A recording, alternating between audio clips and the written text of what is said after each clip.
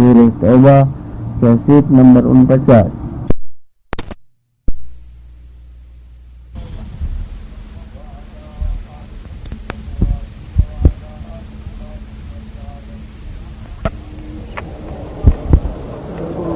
اعوذ باللہ من الشیطان الرجیم، بسم اللہ الرحمن الرحیم۔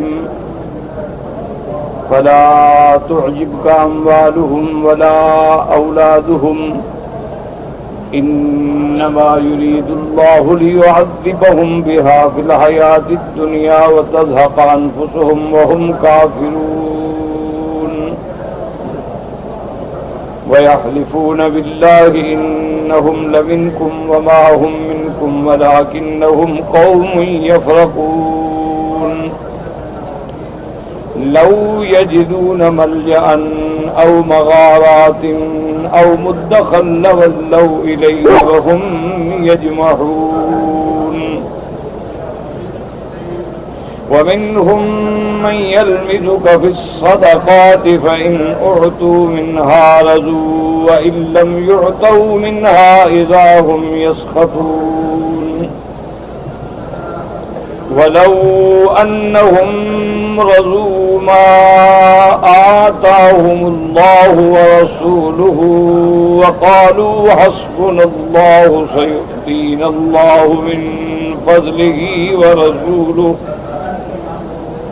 وقالوا حسبنا الله سيؤتينا الله من فضله ورسوله إنا إلى الله راغبون۔ اللہ تبارک و تعالیٰ نے کلام مقدس کی ان آیات مبارکہ میں جو سورۃ توبہ کی آیات ہیں منافقین کے مآل اور ان کے حال کے بارے میں ذکر فرمایا ہے۔ جیسا کہ سابقہ آیات میں الحمدللہ ہم نے پڑھا ہے کہ اللہ کے نبی نے جب جہاد کے لیے بلایا تو مومنین مخلصین جو تھے وہ ہر امتحان میں پورے اترے، چاہے شدائد تھے، مشکلات تھے، لیکن وہ اطاعت رسول عربی صلی اللہ علیہ وسلم میں سچے نکلے اور انہوں نے لبیک کہا۔ لیکن جو منافقین تھے ان لوگوں نے حضور صلی اللہ علیہ وسلم کی خدمت میں آ کر جھوٹی قسمیں کھائیں اور جھوٹے اعذار بنائے، ہمارے تکلیف ہے، حالات ایسے ہیں، اور حضور صلی اللہ علیہ وسلم سے اجازت مانگی کہ ہم مجبور ہیں اس لیے ہم جہاد میں شرکت نہیں کر سکتے، اور حضور پاک نے ان کو اجازت دے دی، چونکہ علم غیب جو ہے یہ اللہ تبارک و تعالیٰ کی صفت ہے۔ حضور پاک نے ان کو ظاہری قسمیں کھاتے ہوئے دیکھ کے سچا سمجھا، اس کے بعد عتاب آیا، لیکن بڑے لطف و کرم کے پیرائے میں کہ اللہ نے ناراضگی سے پہلے معافی کا اعلان کر دیا کہ عفا اللہ عنک لما اذنت لهم۔ اللہ نے فرمایا اللہ آپ کو معاف کر چکے ہیں، لیکن آپ نے ان کو کیوں اجازت؟ ان لوگوں کو اجازت آپ دیتے یا نہ دیتے انہوں نے تو نہیں جانا تھا، لیکن اگر آپ اجازت نہ دیتے تو ان کا بھانڈا جو ہے چوراہے میں پھوٹ جاتا اور لوگوں پہ کھل جاتا کہ کون سچا ہے کون جھوٹا ہے۔ اس طرح ان کو ایک بہانہ مل گیا کہ بھی ہم نے تو حضور سے اجازت لی ہے، ہم تو واقعی مجبور تھے۔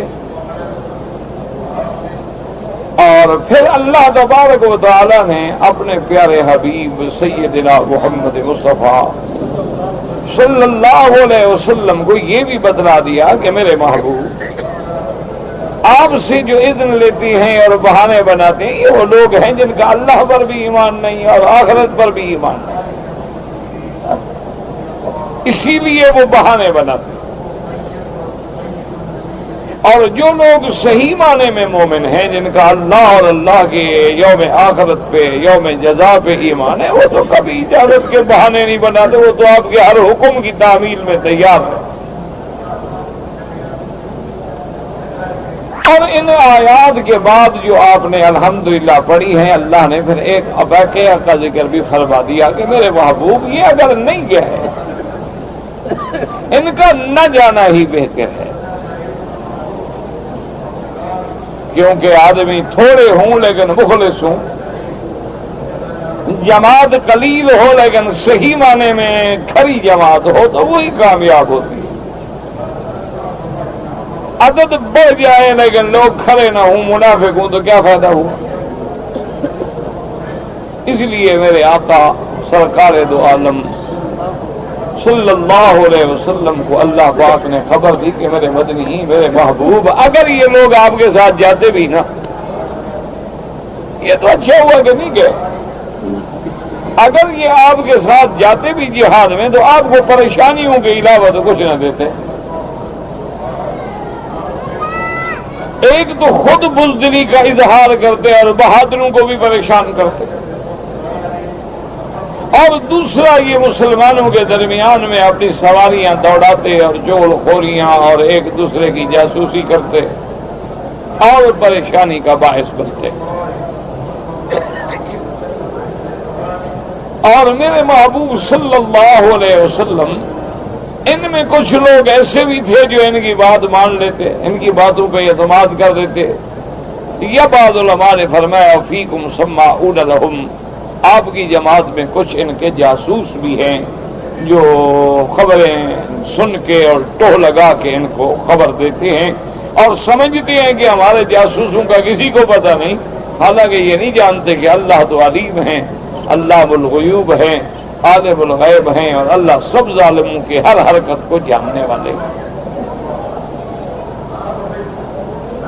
اور اس کے بعد اللہ نے فرمایا کہ لقد ابتغوا الفتنة من قبل، اس سے پہلے بھی تو انہوں نے فتنہ چاہا، جنگ احد میں جیسے انہوں نے فتنہ چاہا، مسلمانوں کو نقصان پہنچانا چاہا، اور اللہ تبارک و تعالیٰ نے ان کے اس سارے مکر کو الٹ ڈالا اور مسلمانوں کو اللہ نے محفوظ رکھا۔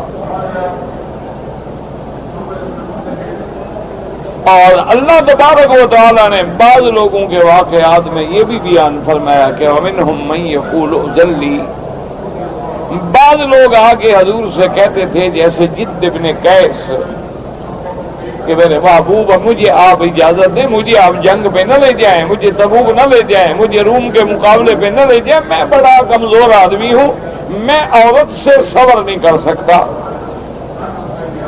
اور روم کی عورتیں بڑی خوبصورت ہوتی ہیں تو میں تو بڑے فتنے میں مبتلا ہو جاؤں گا۔ اللہ نے فرمایا میرے محبوب یہ کتنے بڑے جھوٹے ہیں، فتنے میں تو مبتلا ہے، یہ تو بہانہ کر رہا ہے کہ میں عورتوں کے حسن و جمال کو دیکھ کے گناہ میں پڑ جاؤں گا۔ وہ تو گناہ میں جب پڑے سو پڑے، اس سے بڑا گناہ ہے کہ میرے نبی کے سامنے بیٹھ کے جھوٹ بول رہا ہے، اس سے بڑا گناہ ہے کہ میرے نبی کی اطاعت سے انکار کر رہا ہے۔ آپ ان کو بتا دیں ان جہنم لمحیطۃ بالکافرین، کہ جہنم جو ہے وہ کافروں کا احاطہ کیے ہوئے ہے۔ کیا مانا؟ یوم آخرت میں یا دنیا میں یہ اعمال ایسے کر رہے ہیں جو ان کو جہنم میں لے جانے والے ہیں، تو گویا یہ جہنمی کام جب کر رہے ہیں تو جہنم نے گویا ان کو گھیرے میں لیا ہوا۔ اور پھر اس کے بعد اللہ تبارک و تعالیٰ نے اگلی آیات میں منافقین کے بارے میں ایک اصل خلاصہ بتلا دیا کہ میرے محبوب ان تصبک حسنۃ، اگر آپ کو کوئی بلائی پہنچے، آپ کامیاب ہو جائیں، آپ جنگ جیت جائیں، آپ کو اموال غنیمت مل جائے تو ان کو بڑی تکلیف ہوتی ہے، اور اگر خدا نہ کرے وَإِن تُصِبْكَ مُصِیبَةٌ، آپ کو کوئی مصیبت آئے، آپ جنگ ہار جائیں، شکست ہو جائے، تو یہ بندے بڑے خوش ہوتے ہیں اور کہتے ہیں کہ دیکھو جی ہم نے اسی لیے معاملہ جو ہے نا اپنا رکھا تھا، ہم تو اسی لیے نہیں گئے، ہمیں پتا تھا کہ یہ ہوگا، ہم نے اسی لیے احتیاط برتی تھی کہ مسلمانوں کے ساتھ نہیں گئے، اس لیے ہم بچ گئے، محفوظ رہ گئے، اگر ہم بھی جاتے تو مارے جاتے۔ اور اللہ پاک نے فرمایا کہ آپ ان کو بتا دیں اور امت کو بھی سمجھا دیں کہ کل یصیبنا الا ما كتب اللہ لنا، ہمیں فتح ہو یا شکست ہو، نفع ہو یا نقصان ہو، بیماری ہو یا صحت ہو، ہمیں تو وہی ملتا ہے جو ہمارے اللہ نے لکھا، اور وہی ہمارا مولا ہے، وہی ہمارا ملجا ہے، وہی ہمارا محافظ ہے، وہی ہمارا نگہبان ہے، اسی پر ہمارا توکل ہے، اسی پہ ہمارا سہارا ہے، اور ہر ایمان والا جو ہے اللہ کی ذات پہ ہی توکل کرتا ہے۔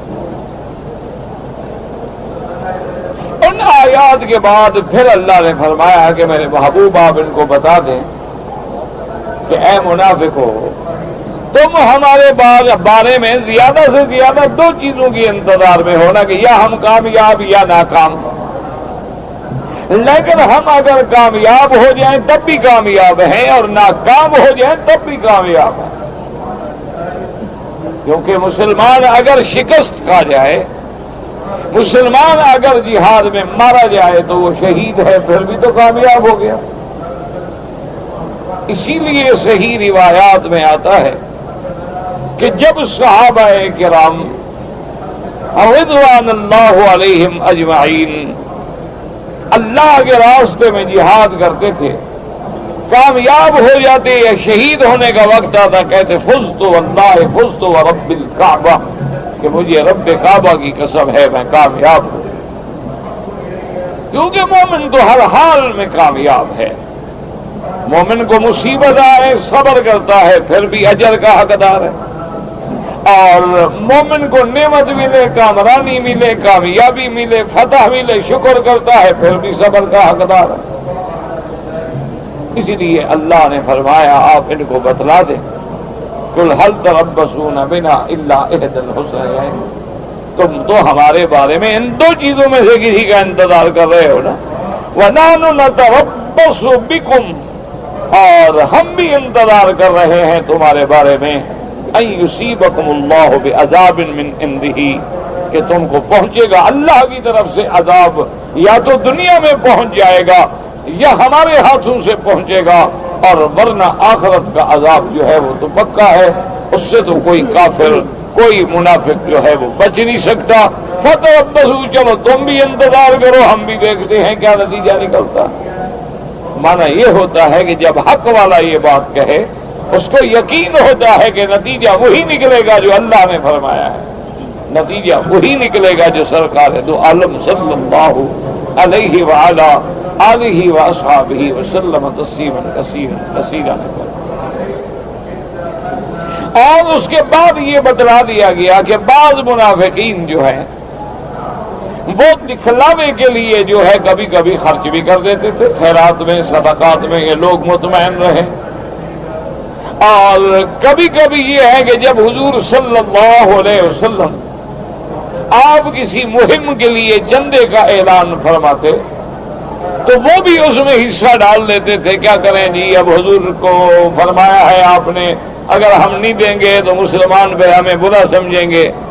اللہ نے فرمایا کہ آپ ان کو بتا دیں کہ آپ چاہے خوشی سے خیرات کریں یا جبر سے مجبور ہو کے خیرات کریں، تمہاری خیرات اللہ کبھی قبول نہیں کرتے، کیونکہ تم تو ایک ایسی قوم ہو جو حد سے گزرنے والی ہے، اور اللہ کافروں کی کوئی نفقات، صدقات، خیرات جو ہے قبول نہیں فرماتے ہیں۔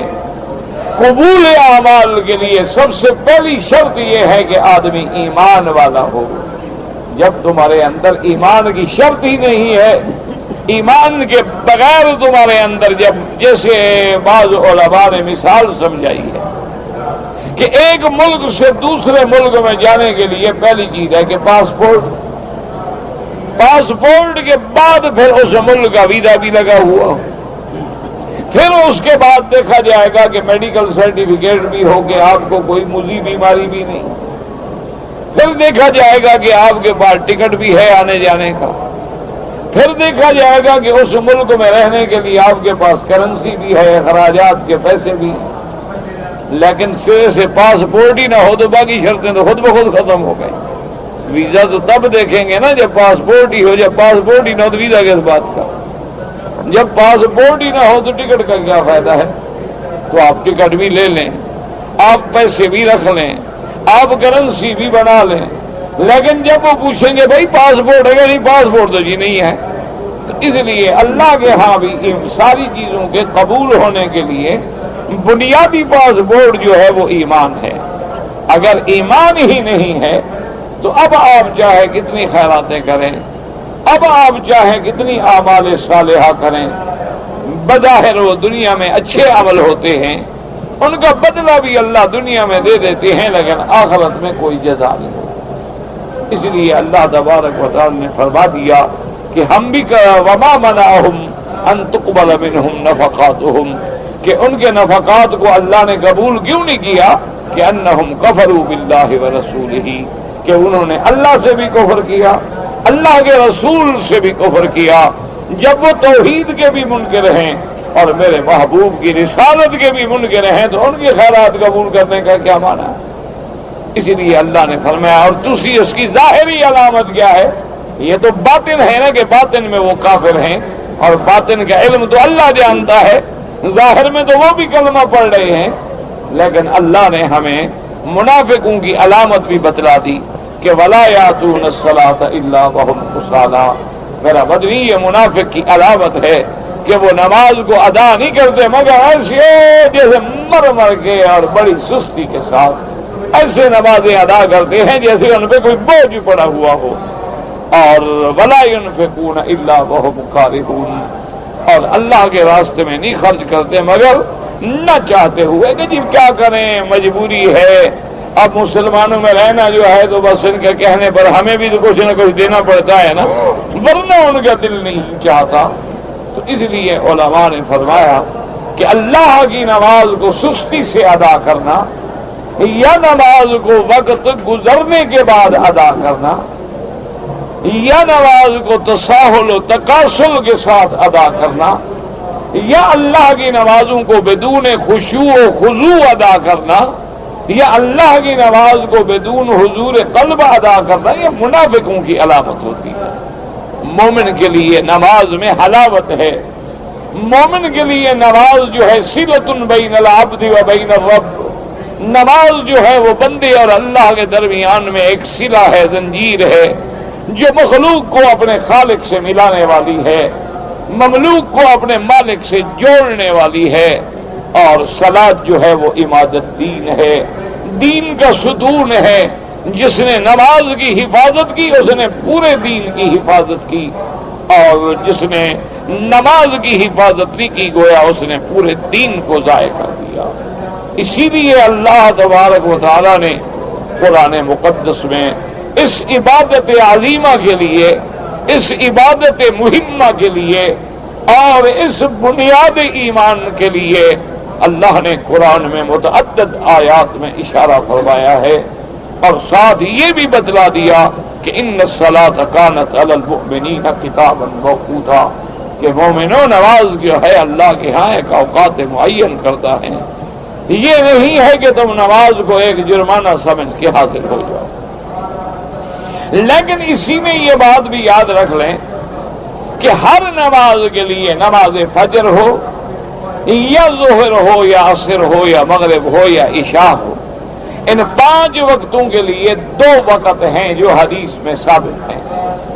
ایک کو کہا جاتا ہے اول وقت، کہ نماز کو اول وقت میں ادا کرنا، اور ایک کو کہا جاتا ہے آخر وقت، کہ نماز کو آخر وقت میں ادا کرنا. کیا معنی؟ جیسے کہ صبح کی نماز ہے تو اس کا اول وقت کیا ہے کہ جب صبح صادق ہو جائے تو وقت جو ہے نماز کا داخل ہو گیا، اذان ہو گئی اور سنتوں کے وقفے کے بعد نماز کھڑی ہو گئی. یہ اول وقت ہے، یعنی ابھی اندھیرا باقی ہے. یہاں پر تو الحمدللہ چونکہ اتنی بجلی ہے، روشنی ہے کہ اب بالکل محسوس نہیں ہوتا.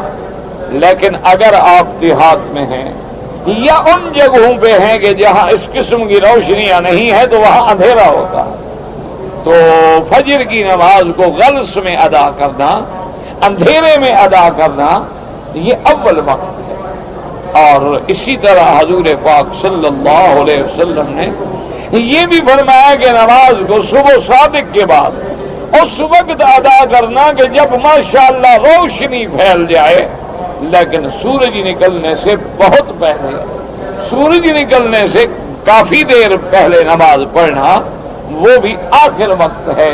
اور بعض روایات میں اس کی بھی فضیلت آئی ہے کہ اسفروا بالفجر، کہ فجر کی نماز جو ہے وہ روشن ہو کے پڑھا کرو، اللہ کے ہاں یہ بہت اجر کا منصوبہ ہے۔ تو اگر اول وقت میں کسی نے نماز پڑھی یا آخر وقت میں کسی نے نماز پڑھی، یہ تو ٹھیک ہے، یہ تو حدیث کے مطابق ہے۔ یہ اول وقت سے لے کر آخر وقت کے درمیان میں جتنی وقت ہے اس میں اگر نماز ادا کی تو یہ بھی نماز وقت میں پڑھی جائے گی۔ لیکن منافق کی نماز یہ ہوتی ہے کہ وہ آمدن لیتا ہوا ہے کہ اٹھتا ہوں اور اٹھتا ہوں اور اٹھتا ہوں، اور اس وقت اٹھتا ہے کہ جلدی جلدی ٹھونگے مارے اور سورج نکل آیا، یا جب سورج پیلا ہو گیا، سورج ڈوبنے کے قریب آیا تو اس نے اٹھ کے نماز ادا کی، تو یہ نماز جو ہے منافق کی نماز ہوتی ہے۔ اسی کو اللہ تبارک و تعالی نے فرمایا کہ یہ علامات نفاق میں ہے، اور مومن جو ہے وہ نماز کی ادائیگی میں بڑا نشاط محسوس کرتا ہے۔ اسی لیے علماء نے فرمایا کہ اپنے ایمان کا امتحان لینا ہو تو بڑی آسان بات ہے کہ جب نماز کے لیے تمہیں بلایا جاتا ہے، جب بلانے والا اذان دے کے تمہیں بلاتا ہے کہ اللہ اکبر اللہ اکبر، اور اس کے بعد کہتے ہیں حی علی الصلاۃ حی علی الصلاۃ حی علی الفلاح حی علی الفلاح، تو مومن خوش ہوتا ہے اور مومن راحت محسوس کرتا ہے کہ الحمدللہ میں جلدی سے جلدی جاؤں تاکہ مسجد میں حاضر ہو جاؤں، سنتیں پڑھ لوں، آرام سے میں صف اول میں پہنچ جاؤں، تاکہ میں نماز جو ہے وہ خشوع و خضوع و سکون کے ساتھ پڑھوں۔ تو نماز کے آنے میں اگر تجھے راحت ملے، نماز کے آنے میں تجھے دل میں انشراح پیدا ہو، نماز کے آنے میں تمہیں خوشی ملے، تو سمجھ لو کہ یہ ایمان کی علامت ہے۔ اور اگر نماز کے لیے پکارا جائے تو تمہارے دل پہ بوجھ آ جائے، اچھا یار ابھی نماز پڑھ کے دیکھ یار پھر اذان ہو گئی، اور یار یہ تو سارا دن یہ مولوی ہمیں جان ہی نہیں چھوڑتے، شکر ہے کہ تو 5 نمازیں 50 ہوتی تو ہمیں مار دیتے ہیں مولوی، ہمیں تو بس 24 گھنٹے یہ مسجدوں میں ہی رکھتے، ابھی نماز پڑھ کے دیکھو جی دوسری اذان، وہ بھی یہاں چلو پڑھ لو، ایسا نہ ہو کہ پھر کوئی شکایت کر دے، پکڑنے مارے ڈنڈے۔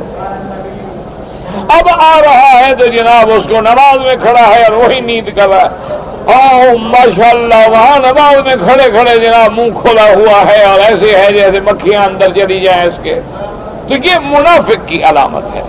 نماز میں نیند آنا جو ہے یہ شیطانی حملے سے ہوتا ہے، اور نماز میں اسی لیے میرے محبوب نے، میرے آقا نے، آقا دو جہاں رحمت دو جہاں سیدنا محمد الرسول اللہ صلی اللہ علیہ وسلم نے فرمایا قرۃ عینی فی الصلاۃ، کہ میری آنکھوں کی ٹھنڈک جو ہے وہ نماز میں ہے۔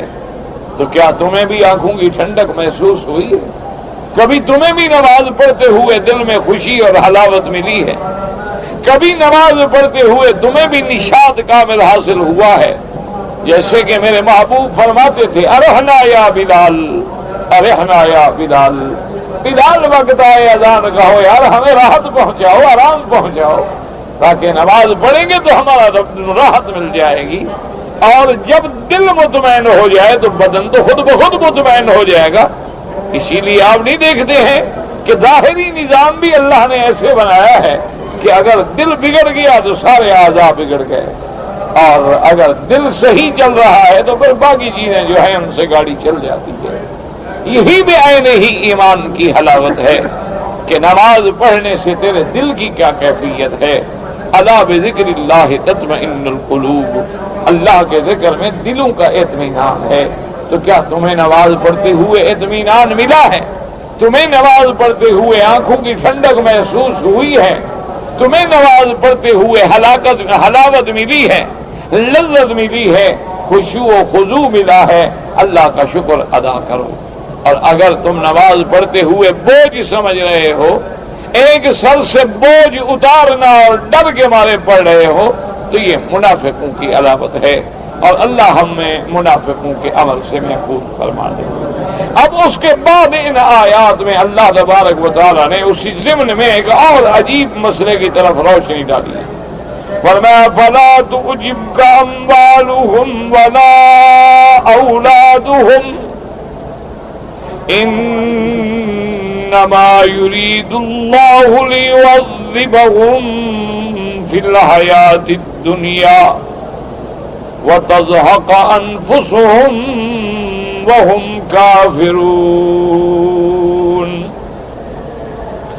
وَيَحْلِفُونَ بِاللَّهِ إِنَّهُمْ لَمِنكُمْ وَمَا هُمْ مِنكُمْ وَلَكِنَّهُمْ قَوْمٌ يَفْرَقُونَ لَوْ يَجِدُونَ مَلْجَأً أَوْ مَغَارَاتٍ أَوْ مُدَّخَلًا لَوَلَّوْا إِلَيْهِ وَهُمْ يَجْمَعُونَ۔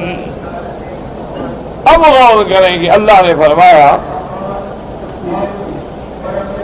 کہ میرے محبوب فلا تعجب کا، بظاہر یہ خطاب تو ہے میرے مدنی صلی اللہ علیہ وسلم، لیکن مراد آپ کے واسطے سے پوری امت کو خطاب ہے، کیونکہ یہ قاعدہ ہے کہ جب قرآن اترے گا تو سب سے پہلے تو حضور کو خطاب ہوگا، لیکن مقصد چونکہ امت محمد مصطفیٰ صلی اللہ علیہ وسلم ہے تو دراصل وہ خطاب جو ہے آپ کے واسطے سے آپ کی پوری امت کے لیے ہوتا ہے۔ اس لیے اللہ نے فرمایا کہ میرے محبوب ان کافروں کا مال و دولت آپ کو کسی تعجب میں نہ ڈالے۔ انما یرید اللہ ان یعذبہم فی الحیاۃ الدنیا، اللہ تبارک و تعالیٰ چاہتے ہیں کہ ان کو دنیا کی زندگانی میں عذاب میں مبتلا کریں اور اس حال میں ان کا روح نکلے کہ یہ کفر میں پڑے ہوں۔ اب سوال یہ پیدا ہوتا تھا کہ یہ ساری تفصیل جو اللہ نے بیان کی ہے منافقوں کی، کہ منافقوں نے یہ کیا، منافقوں نے یہ کیا، منافقوں نے یہ کیا، اللہ کی مخالفت کی، رسول عربی صلی اللہ علیہ وسلم کی مخالفت کی، منافق نماز میں بھی بڑا تساہل سے کام لیتا ہے، اتباع رسول بھی نہیں کرتا ہے، مومنوں کو دھوکہ بھی دیتا ہے۔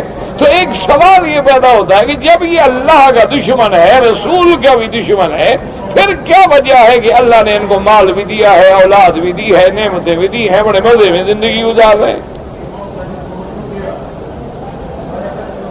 فوراً ایک سوال جو ہے وہ ذہنوں میں آ جاتا ہے۔ اب یہاں دیکھ لیں کہ جیسے اس وقت پورے عالم میں یہودیت جو ہے ایک عظیم فتنہ،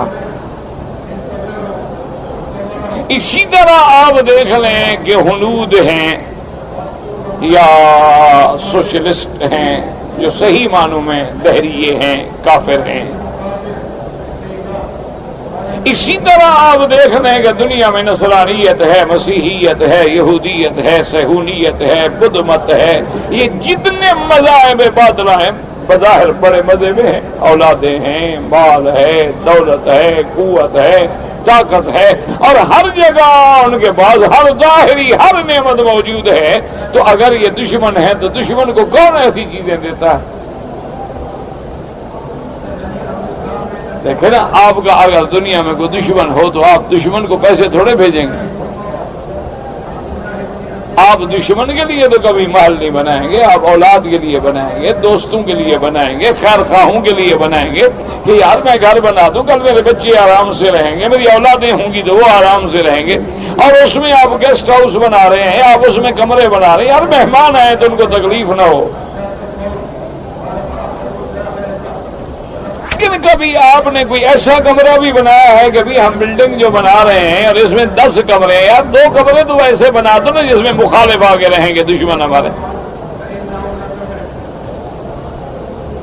اس لیے ایک فوراً سوال پیدا ہوتا ہے کہ میرے نبی کے دشمن ہیں لیکن دولت ہے، پیسہ ہے، اولاد ہے۔ دیکھا نہیں کہ ولید بن المغیرہ جو دشمن رسول عربی صلی اللہ علیہ وسلم ہے، اور جس کے پاس اتنی دولت تھی کہ مکہ اور طائف کے درمیان میں بڑے بڑے زراعتی فارم اور کھجوروں کے باغ، انگوروں کے باغ، اس زمانے میں ان حالات کے تابع وہ اپنے وقت کا ایک بہت بڑا زمیندار اور بہت بڑا امیر آدمی، اور اسی طرح اس کی بڑی اولاد، اور اولاد بھی اپنے ماں باپ کے پاس موجود. یہ نہیں کہ اولاد تو ہے لیکن اولاد انسان ہے. مثلا ایک آدمی ہے، اس کے 4 لڑکے ہیں، کوئی کسی ملک میں ہے کوئی کسی ملک میں، اولاد تو ہے. لیکن جب ماں باپ سے پوچھا جاتا ہے کہ بھئی آپ کے کتنے بچے ہیں، کہتے ہیں جی ماشاءاللہ 4 بچے ہیں، لیکن کیا کریں جی میرے پاس تو ایک بھی نہیں. وہی کیا ہوا جی فلاں فلاں ملک میں ہے، فلاں فلاں ملک میں ہے، فلاں فلاں ملک میں ہے. باپ ماں مر بھی جائیں اطلاع بھی تو جنازے پہ نہیں پہنچ سکتے. لیکن ایک آدمی کو اللہ نے فرمایا کہ وَجَعَلْتُ لَهُ مَالًا مَمْدُودًا، اللہ نے فرمایا ہم نے اس کو اتنا مال دیا بڑھنے والا. وَبَنِينَ شُهُودًا، اور اولاد دی، اور اولاد بھی حاضر باش ہر وقت ماں باپ کی آنکھوں کے سامنے کھڑی ہے. اور اسی لیے وہ بڑے فخر سے کہا کرتا تھا کہ انا الوحید ابن الوحید، کہ میں اکیلا ہوں مکے میں، میرا کوئی مقابلہ سرداری میں نہیں کر سکتا. تو اس کی وجہ آخر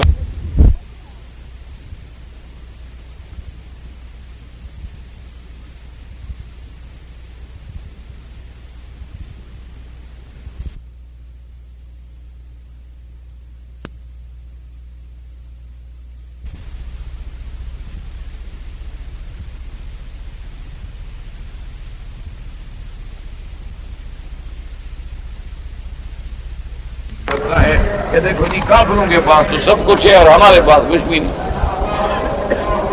تو اس لیے ہمیشہ بات کو سمجھیے اور ایک بات اپنے سامنے بنیادی رکھ لیں گے انشاءاللہ ثم انشاءاللہ. تو قرآن کی ان آیات میں اور ظاہری حقائق کو دیکھ کے اور حالات کو دیکھ کے آپ کبھی گھبرائیں گے.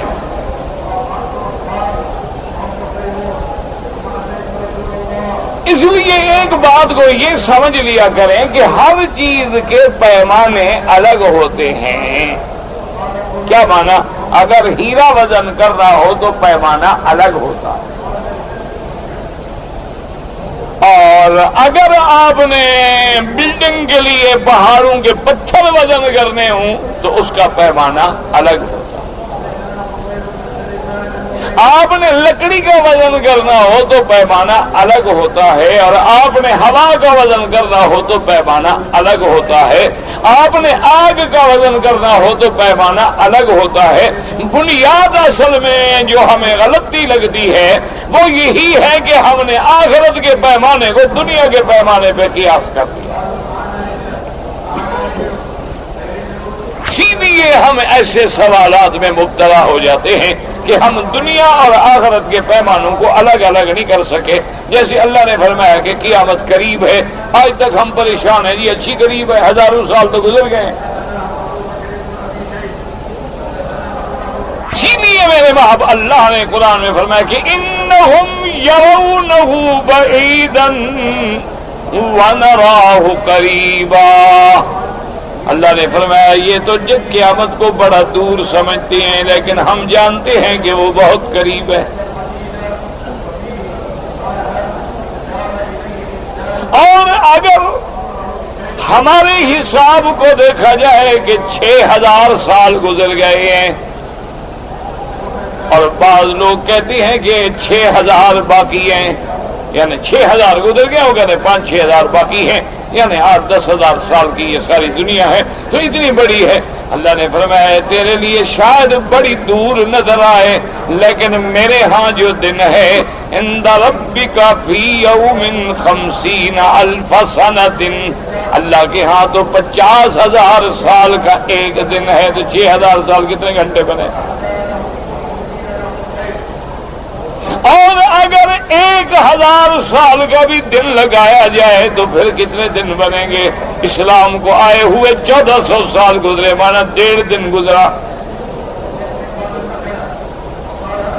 الف سنۃ، اللہ کے ہاں ایک دن جو 1000 سال کے برابر ہے، اور اگر 6000 سال بھی ہم لگائیں تو 6 دن گزرے تو تم تو 1000 سال گن رہے ہو نا، اللہ کے حساب میں تو 6 دن بھی نہیں بنتے۔ اسی لیے تمہیں یہ چیزیں بڑی دور نظر آتی ہیں، اور اللہ فرماتے ہیں اقتربت الساعۃ وانشق القمر۔ اسی لیے اللہ فرماتی ہے کہ وما يدريك لعل الساعة تكون قريبا۔ آپ کو کیا خبر، ہو سکتا ہے کہ قیامت بالکل قریب ہو۔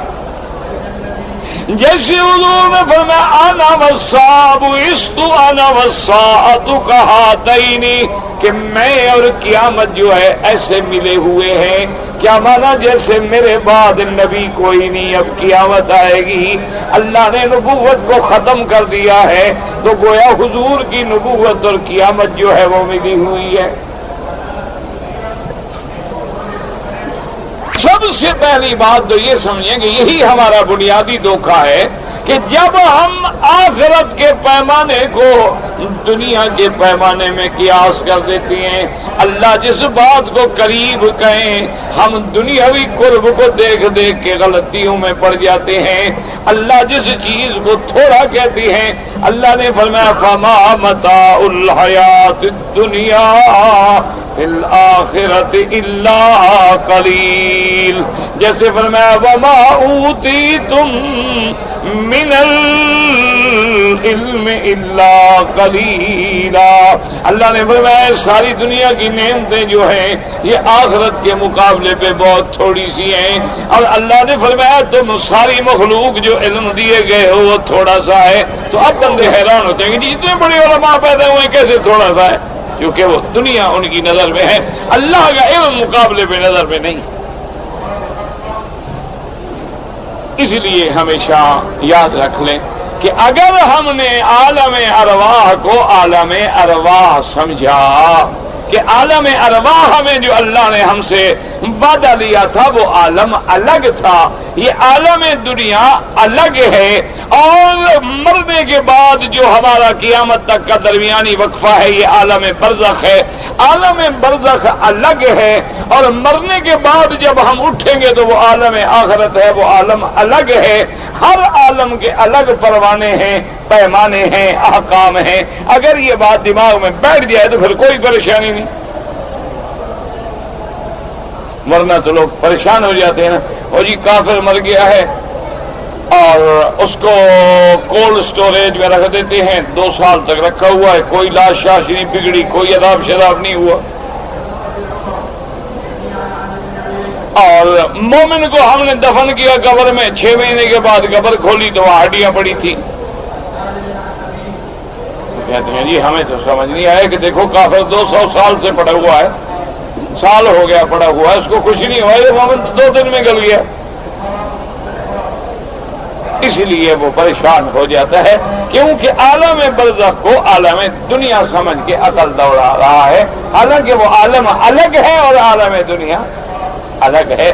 اگر اسی چیز کو سمجھ لیں تو سارے مشکلات، ساری پریشانیاں اور سارے اعتراض جو ہیں وہ حل ہو جاتے ہیں کہ بھئی عالم ارواح الگ چیز ہے۔ اچھا اس کو یوں سمجھ لیں کہ جاگنے کا عمل الگ چیز ہے اور نیند کا عمل الگ چیز ہے۔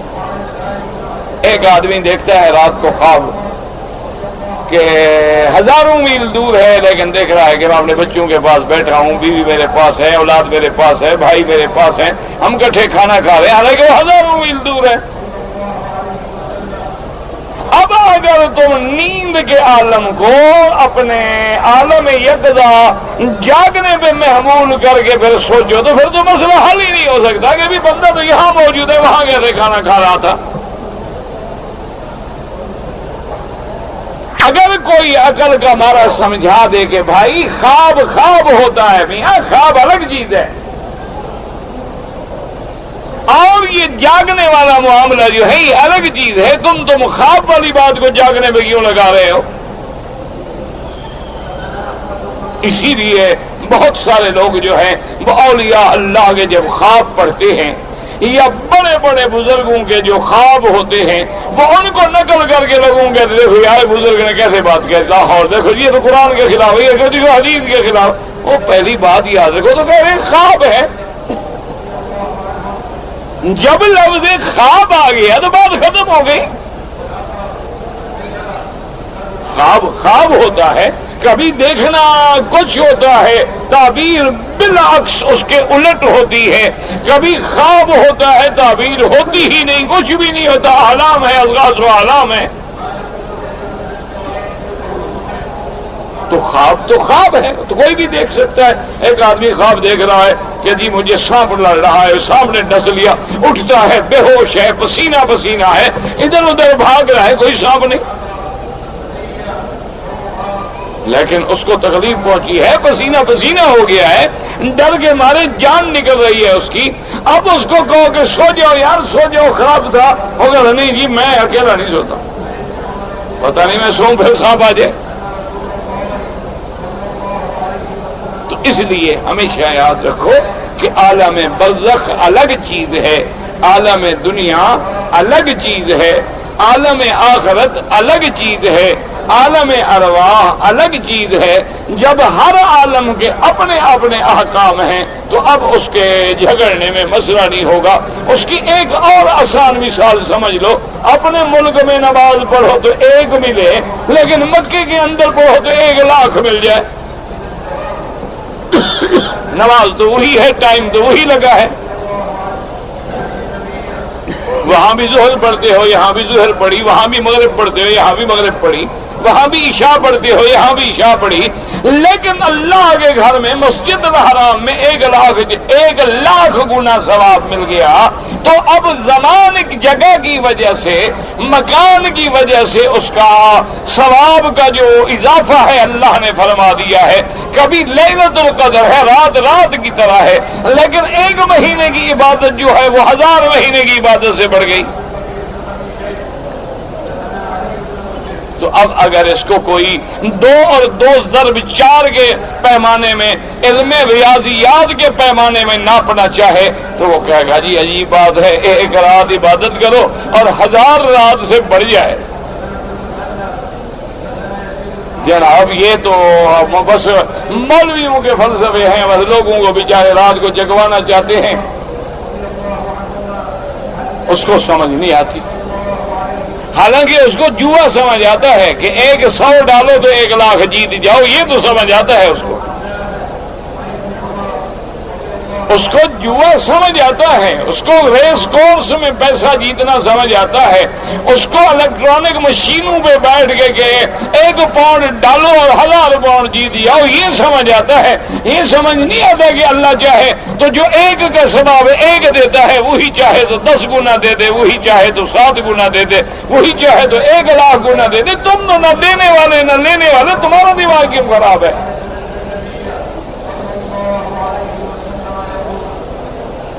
اس کا معنی یہ ہے کہ ابھی تک تم ایمان کی صحیح کیفیت کو نہیں پا سکے ہو۔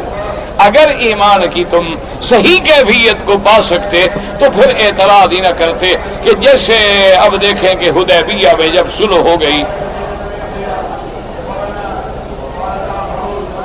سیدنا امیر المؤمنین سیدنا عمر بن الخطاب رضی اللہ تعالی عنہ بڑے جلال میں ہیں، بڑے غصے میں ہیں۔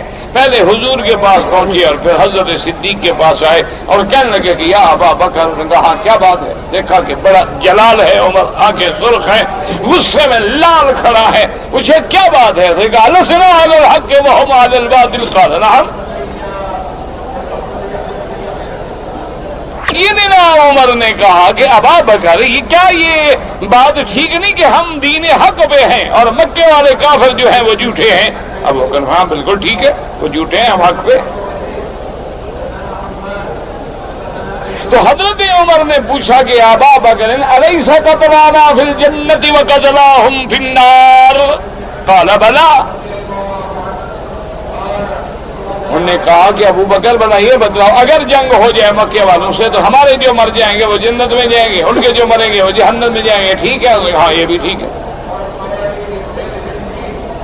حضرت انہوں نے کہا کہ فلماذا نردنیۃ فی دیننا، تو پھر یہ کیا بات ہے کہ ہم اتنے کمزوری سے سلو کریں کافروں کے ساتھ کہ عمرہ بھی نہ کریں، واپس جائیں، 10 سال ایک دوسرے سے لڑائی بھی بند ہو گئی، اور ہم جناب اگلے سال آئیں گے تو یہ ہمیں اجازت دیں گے، اور اگر ان کا کوئی بندہ آ جائے مدینے ہم واپس کر دیں، ہمارا آئے تو یہ واپس نہ کریں۔ جب ہم حق پہ ہیں تو ایسی کمزور باتیں ہم کیوں قبول کریں؟ کیوں نہیں لڑتے؟ کیوں نہیں حضور حکم دیتے کہ حملہ کرو؟ مر جائیں گے نا زیادہ سے زیادہ، اور کیا ہو جائے گا؟ مر جائیں گے، جنت میں جائیں گے۔ پتا ہے کہ حضرت ابو بکر نے کیا جواب دیا؟ اللہ تبارک و تعالی سیدنا ابو بکر کی شان پہ اور کروڑوں عظمتیں عطا فرمائیں اور ہمیں اصحاب رسول کا غلام بنائیں۔ آپ کا اگر ایک جواب سمجھ لو نا، سارا دین سمجھ آ جائے گا کہ سیدنا عمر جیسا آدمی عبقری، احوذی، نسیج وحدہ، اتنا بڑا آدمی جو ہے وہ پریشان کھڑا ہے۔ اور ابو بکر نے کیا جواب دیا؟ انہوں نے کہا کہ یا عمر انہو رسول اللہ ان یضیعہ اللہ ابدا۔ اگر کوئی اور ہوتا ہو کہتا عمر کیوں غصہ کر رہے ہو، کیوں بدبناؤ کر رہے ہو؟ اس نے ایک بات کی ابو بکر نے، اس نے کہا ابو بکر عمر محمد مصطفیٰ جو ہیں وہ صرف انسان نہیں بلکہ انہو رسول اللہ، وہ اللہ کا رسول ہے، اور اللہ کا رسول جو فیصلہ کرے وہ اللہ کا فیصلہ ہے۔ تو جب ہم نے رسول مان لیا تو پھر عقل دوڑانے کی کیا ضرورت ہے؟ یا تو کلمہ نہ پڑھو نا، یا تو حضور کو رسول اللہ نہ مانو۔ اور اگر اللہ کے نبی کو ہم نے رسول اللہ تسلیم کر دیا ہے تو سن لو فَلَن يُضَيِّعُهُ اللَّهُ ابدا، اللہ پھر اپنے نبی کو کبھی ضائع نہیں کریں گے۔ ان فیصلوں میں کوئی حکمت ہے جو ہمیں سمجھ نہیں آ رہی۔ حضرت عمر چپ کر گئے، اور پھر صحابہ کہتے ہیں خدا کی قسم ہے کہ پھر ہمیں حدیبیہ کی سمجھ آئی، صلح کی سمجھ آئی کہ اگر صلح نہ ہوتی تو کبھی خیبر بھی فتح نہ ہوتا، اور اگر حدیبیہ میں فتح نہ ہوتی تو حدیبیہ میں ہم 1400 آدمی تھے، لیکن 2 سال گزرنے کے بعد آمنہ کے لال جب مکے پہ فتح کے لیے آئے ہیں تو 10,000 صحابہ کا لشکر ہے۔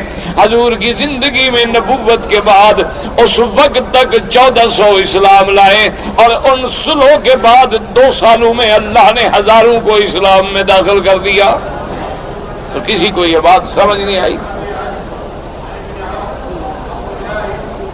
یہ بات رہی کہ اگر مسلمان مکے سے بھاگ کے مدینے آئے اور کافر مطالبہ کرے تو ہم واپس کر دیں گے۔ حضور نے فرمایا تمہیں یہ بات سمجھ نہیں آئی، مسلمان واپس بھی جائے گا تو دین کا سپاہی ہے، مبلغ ہے، دین کا داعی ہے، توحید بتلانے والا، وہ جیل میں بھی بیٹھا ہوگا تو وہاں بھی اللہ کی توحید کا سبق پڑھائے گا۔ جیسے یوسف علیہ السلام جیل میں بیٹھے ہیں، لیکن وہاں جب آتے ہیں قیدی تو کہتے ہیں یا صاحب السجن ارباب متفرقون خیر ام اللہ الواحد القہار۔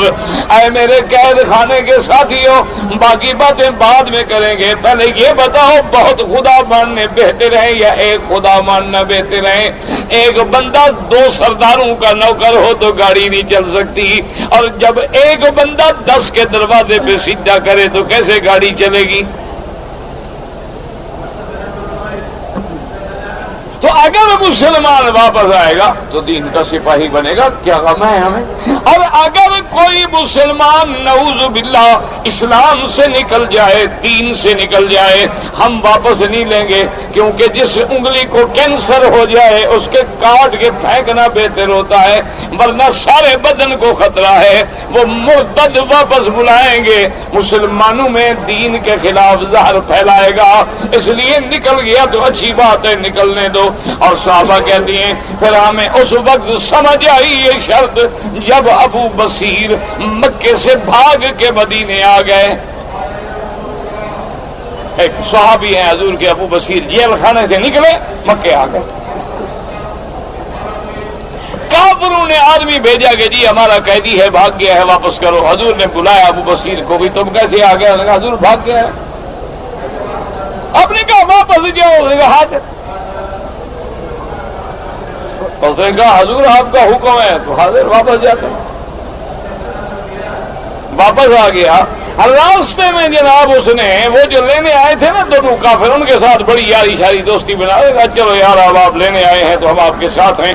راستے میں ایک جگہ جب بیٹھا تو اس نے ایک کافر سے کہا، اس نے کہا یار یہ تمہاری تلوار جو ہے نا یہ بڑی عجیب ہے، ایسی تلوار میں نے نہیں دیکھی آج تک، یہ تم نے کہاں سے لی؟ اس نے کہا کہ تمہیں نہیں پتا میں سردار ہوں یار، ہماری تلواریں بڑی قیمتی ہوتی ہیں، یہ تو بڑی باپ دادے ہوں یار، ہے کمال کی چیز، دکھاؤ تو صحیح۔ اور نے دکھایا ہماری تلوار، وہ مر گیا، دوسرا بھاگ گیا۔ ابو بصیر پھر مدینے آ گیا، حضور نے بلایا، فرمایا کہاں سے آ گیا؟ نے کہا حضور آپ نے وعدہ پورا کر دیا، آپ نے تو مجھے واپس کر دیا تھا، اب اگر میں خود بھاگ گیا ہوں تو پھر اس میں آپ کا کیا قصور ہے؟ حضور نے فرمایا یار تم تو جنگ بھڑکانے والے آدمی ہو، ایسا کرو مدینے سے نکل جاؤ، نہیں تو میں پھر واپس کر دوں گا۔ اور نے کہا حضور ٹھیک ہے ہم نہیں رہتے مدینے سے۔ وہ جناب مدینے سے نکلا، اس نے راستے میں ڈیرا لگا لیا اور مکے میں پیغام دے دیا کہ جو بھاگے مدینے نہیں جانا، حضور واپس کر دیں گے، میرے پاس آ جاؤ۔ دنوں میں وہاں ماشاءاللہ صحابہ کی جماعت کٹھی ہو گئی۔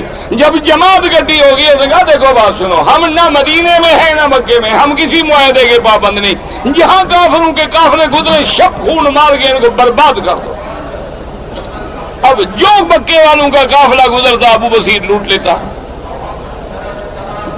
4 مہینے نہیں گزرے، انہوں نے آدمی بھیجے، نے کہا حضور مہربانی کرو ہم بندہ واپس نہیں دیں گے، ان کو بلاؤ مدینے، ہم اپنی شرط خود چھوڑتے ہیں، انہوں نے تو ہمارا جینا مشکل کر دیا۔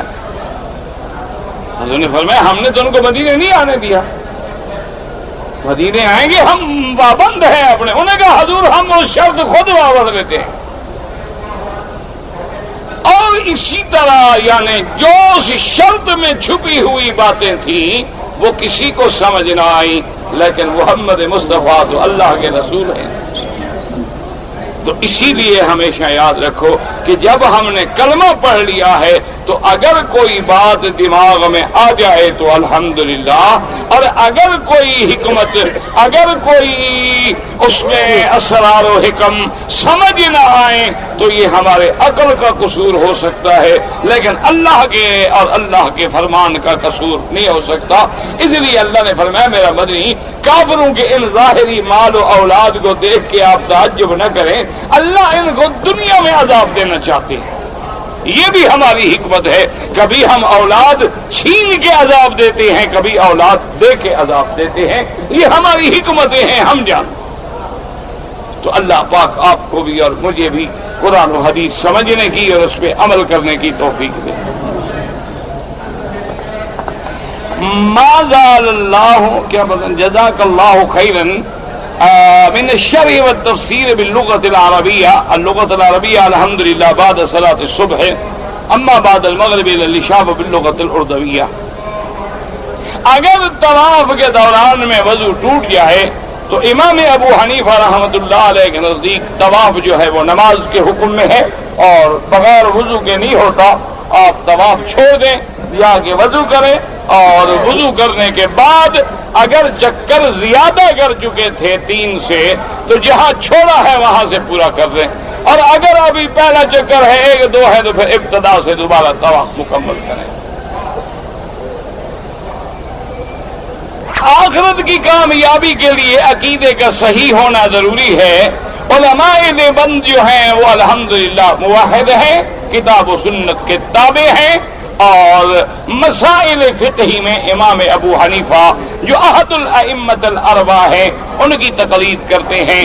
اللہ تبارک و تعالی ان کو اور ان کی محنتوں کو قبول فرمائے. لوگ کہتے ہیں کہ کلمہ ایک ہے، بعض کہتے ہیں کہ 7 ہے. وہ جو بعض کہتے ہیں 7 ہے وہ ذرا لکھ کے بھیجیں کہ کون سے 7 ہیں. دیکھو نا، اب ایسے پڑھو لا الہ الا اللہ محمد رسول اللہ، کلمہ تو ایک ہے. لیکن اگر کوئی کہے کہ لا الہ ایک کلمہ ہے، الا اللہ ایک کلمہ ہے، محمد ایک کلمہ ہے، رسول اللہ ایک کلمہ ہے، تو کیا مقصد ہے آپ کا؟ آپ ذرا مجھے لکھ کے بھیجیے تاکہ آپ کی سوال سمجھ آئے تو میں جواب دوں. حج عمرے کے لیے نیت زبان سے بھی حضور نے کی ہے. فرمایا لبیک بحجۃ و عمرۃ. مقدس کا پڑھنا اور یہ جو ہلتے رہتے ہیں یہ درست نہیں ہے. آرام سے بیٹھ کے پڑھیں. متقی مانا مومن، اللہ سے ڈرنے والا، گناہوں سے بچنے والا. متوکل مانا اللہ پہ توکل کرنے والا.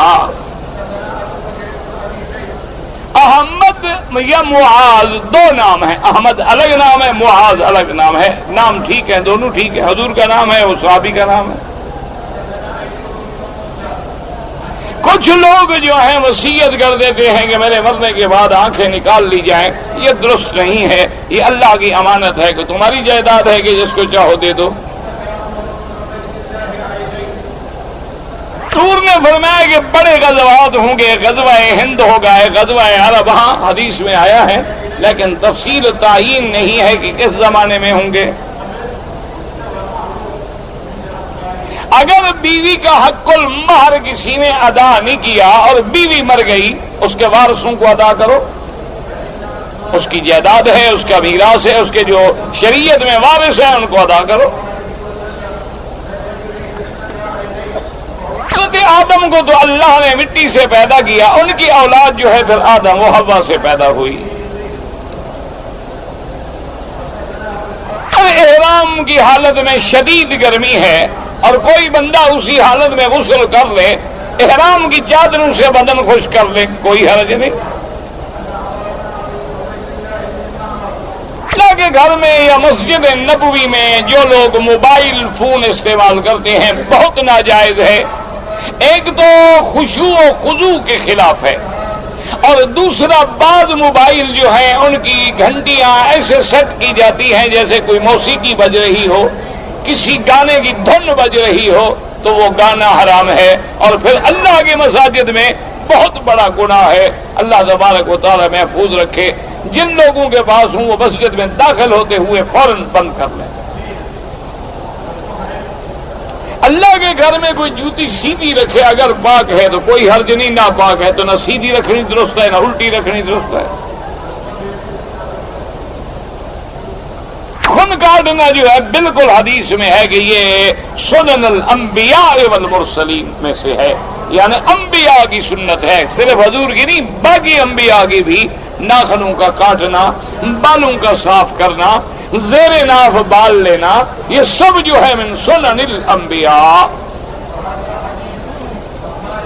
نمازوں کی قضا کیسے کریں؟ جیسے ادا پڑھتے ہو، جب قضا ہو گئی اسی نیت کے ساتھ اسی طرح پڑھ لو. فجر قضا ہوئی ہے اسی طرح پڑھو گے، ظہر ہوئے اسی طرح پڑھو گے. وتر قضا ہے تو امام ابو حنیفہ رحمۃ اللہ علیہ کے نزدیک قضا ہے. ان کے نزدیک چونکہ وتر جو ہے واجب ہے، اور باقی ائمہ کے نزدیک وتر پڑھنا سنت ہے، ان کے نزدیک قضا نہیں ہے. اگر کسی بندے کے بیماری کی وجہ سے روزے چھوٹ گئے تو جب اللہ تندرستی عطا فرمائے تو ان روزوں کو قضا کر لے، ایک ایک کر کے، 2 کر کے پورے کر لے. اگر ایسی بیماری ہے کہ جس میں صحت کی امید ہی کوئی نہیں تو پھر فدیہ ادا کرے ہر روزے کا صدقہ فطر کے مطابق.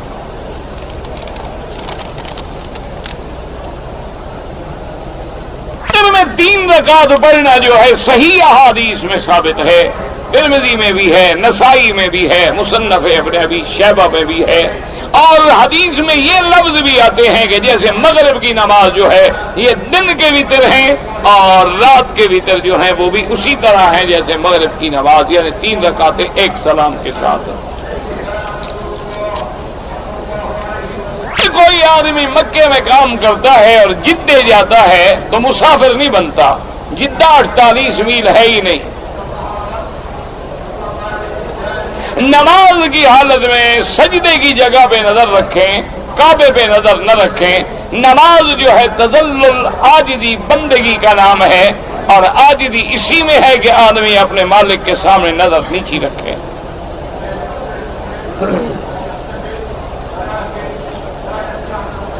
ماں باپ جو ہیں ان میں شرک تھا, اللہ ہدایت دے.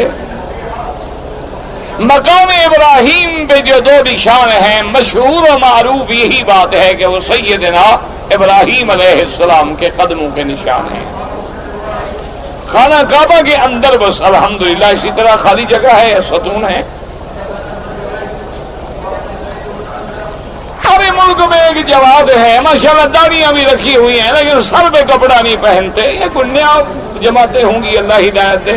حضور پاک نے ساری زندگی سر پہ کپڑا رکھا ہے اور ٹوپی پہنی ہے اور ٹوپی پہ پگڑی مبارک باندھی ہے. کبھی بازار میں حضور سر ننگا کر کے نہیں چلے. ہاں اتنا کبھی کوئی عذر ہو جائے تو سر ننگا نماز بھی جائز ہے.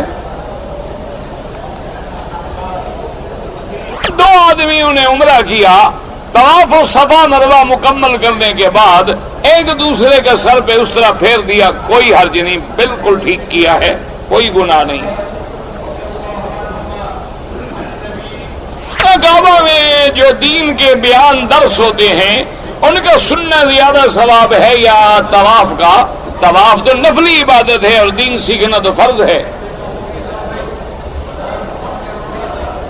ہمیں اسکول میں ایک قاعدہ ہے کہ جب استاد آتا ہے تو بچے کھڑے ہو جاتے ہیں. یہ اچھا نہیں ہے, قاعدہ غلط ہے, اسلام کے احکام کے خلاف ہے. حضور نے صحابہ کو حکم دیا کہ میں بھی آؤں تو کھڑے نہ ہوا کریں, لیکن گنجائش ہوتی ہے کہ اگر اس میں کوئی تکبر پیدا نہ ہو اور استاد ہے یا عالم ہے, اگر کوئی کھڑا ہو جائے تو گناہ گار نہیں ہوگا. لیکن یہ تو نہیں کہ آرڈر کر دو کہ استاد آئے تو سب کھڑے ہو جاؤ. عید کا خطبہ بھی اسی طرح ہے جیسے جمعہ کا خطبہ ہے. زنا کرنا جو ہے کیوں حرام ہے؟ اللہ نے حرام کیا. بیوی حلال کی, زنا حرام کیا. تجارت حلال کی, سود حرام کیا.